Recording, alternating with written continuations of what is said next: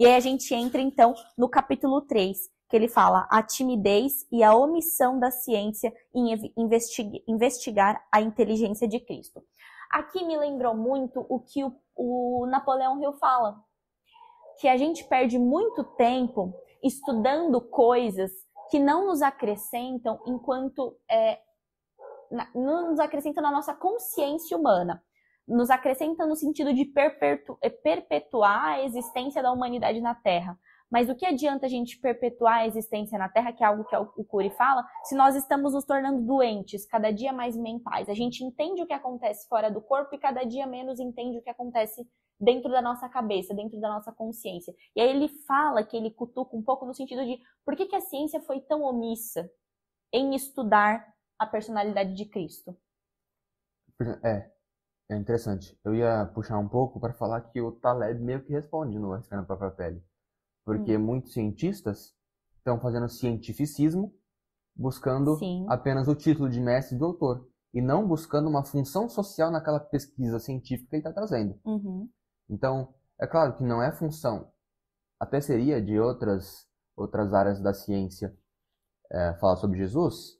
Mas um teólogo, por exemplo, ele deveria estar mais preocupado em procurar a raiz da Bíblia, o hebraico, o aramaico e o grego, para falar sobre Jesus, do que procurar fazer uma pesquisa científica, um mestrado, doutorado, falando sobre Jesus, para provar o que a denominação dele quer que ele prove.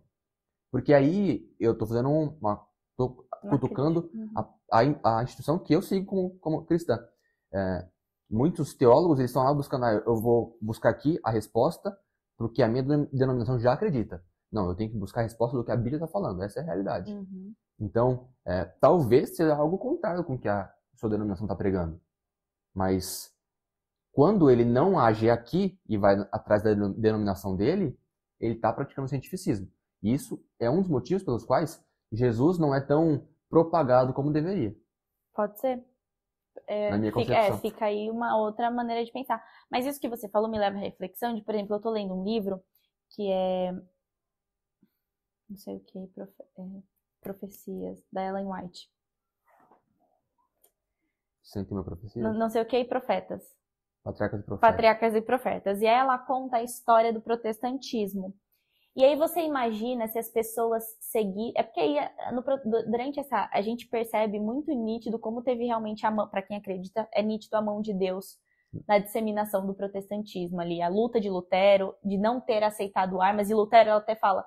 Sabe por que a gente não... Porque teve um movimento de querer lutar, né? De responder com a violência da Igreja Católica, responder da mesma medida. Só que Lutero falou, uma vez que você usa violência e você usa arma, você não está você está deixando de mostrar o poder de Deus. Sem armas, Deus vai atuar de uma maneira que vai ser inegável. Porque se a gente usa arma, o que a Igreja Romana pode falar? Eles estavam com armas, eles foram mais fortes nesse sentido. E aí Lutero fala, não. A gente vai mostrar, por A mais B, que o poder de Deus vai ser mais forte e a gente não vai agir com violência. Então, ele tenta acalmar o povo. Isso é até um... Não sei se... Nunca parei de pensar se isso é uma doutrina do protestantismo como um todo. Mas Martin Luther King, que era pastor batista, se eu não me engano, ele lutou pelo direito dos pretos, negros, afrodescendentes lá nos Estados Unidos. Direito de votar, direito de estudar na mesma universidade. Todos os direitos que os afrodescendentes têm hoje, por conta dele. Ele lutou por isso. Inclusive, ele era conservador, se eu não me engano. Enfim. Só que, à época, a polícia saía batendo neles. Sim. Só que ele que desenvolveu um sistema, a gente vai ficar aqui, a gente vai se abraçar. Se a polícia me levar preso, me bater, eu não vou reagir. Eu quero mostrar que o meu direito é direito, não pela reação, mas porque esse é o meu direito de ser humano. E ele conseguiu apresentar. Gandhi também fez. Se eu não me engano, Martin Luther King foi estudar com Gandhi, se eu não me engano. Não tenho ideia. Se eu não me engano, foi isso. Mas, enfim, você vê que o protestante tem essa vertente, teoricamente, né? Não, isso eu tô falando por causa do movimento da Reforma, né? E Lutero foi uma grande personalidade que deu origem, então, ao protestantismo. Mas fato é que essas pessoas, se elas tivessem aceitado por aceitar, se tivessem lido a Bíblia a fim de apenas respaldar a sua própria consciência e não de questionar, e ao invés de... Tem muita gente que lê a Bíblia para respaldar o que eu tô pensando.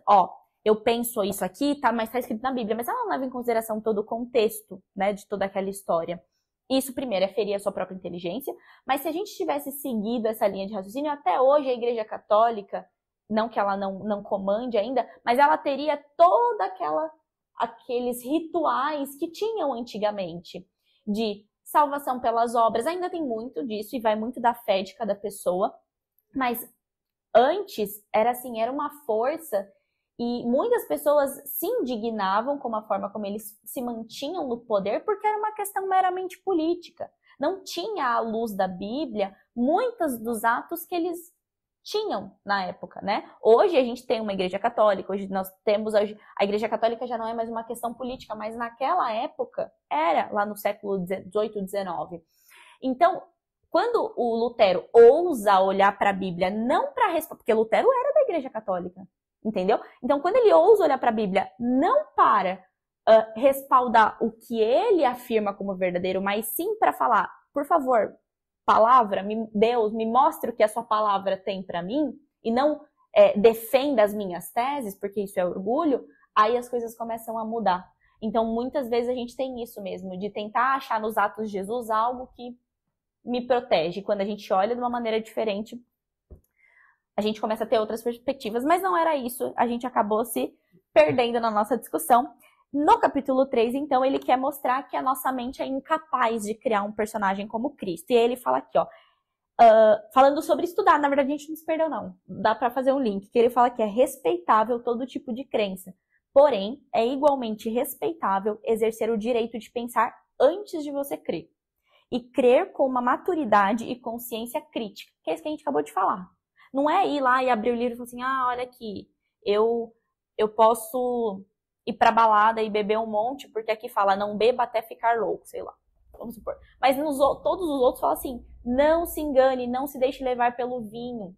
Tipo, tá muito claro, você não quer enxergar porque não é viável pra você neste momento. A questão é que as pessoas querem adaptar a Bíblia à vida delas. Exatamente. Essa é a questão. Você não quer... Na verdade, a gente tem que se adaptar à Bíblia e não o contrário. Uhum. E aí fala, não, a Bíblia tá, como eu tô dizendo aqui, não. Você tá usando um argumento, usou uma frase fora de contexto para dizer que o que você seu pecado é aceito por Jesus. Pela Bíblia, olha que mas o seu pecado não é mais um pecado porque se enquadra no que a Bíblia está falando. Uhum. A questão é, Jesus ele vai te aceitar mesmo tendo seu pecado. Só que a partir do momento que você tem de fato senso crítico? Não. Um encontro com Jesus, você vai entender que aquilo é pecado e você vai abrir mão daquilo. Ou no dia que você tem um senso crítico, cria vergonha na cara e para de ver que você só tá tentando amaciar seu próprio ego, também vai funcionar. Pode ser. Importante. Porque eu vejo Jesus justamente como um cara inteligente. Porque é uma coisa que a gente até já discutiu. Jesus, ele não julgava o erro das pessoas, mas também ele não passava a mão na cabeça de ninguém, não. Você tá errado. Vá e não peques mais. Ele reconheceu que a pessoa pecou, só que ele pede, não faça mais isso. Eu só não vou te apedrejar. Exatamente, eu não vou julgar. Mas eu também não vou falar que você tá certo. Ponto. Mas dando sequência aqui, por que a gente tá falando isso? Porque o Augusto Cury, ele tá tentando argumentar o quê?